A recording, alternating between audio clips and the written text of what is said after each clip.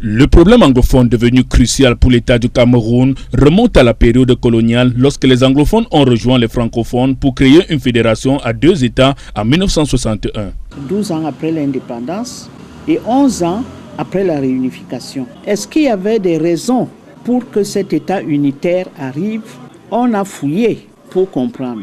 L'État unitaire n'a pas favorisé le partage égal de leur double héritage culturel, y compris ce qu'ils considèrent comme identité anglophone.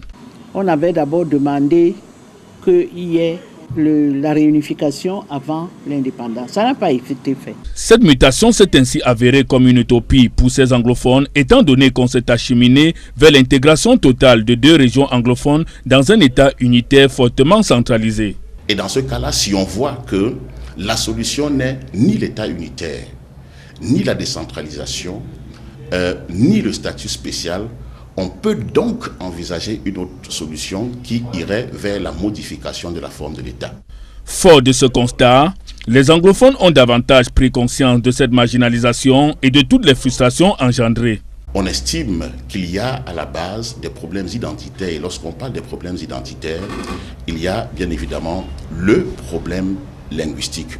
C'est ainsi que les mouvements de protestation naîtront du côté anglophone, allant jusqu'à la réclamation d'un retour à l'État fédéral. Le fameux référendum est fait dans des conditions catastrophiques, où parfois il n'y avait pas de bulletin du non.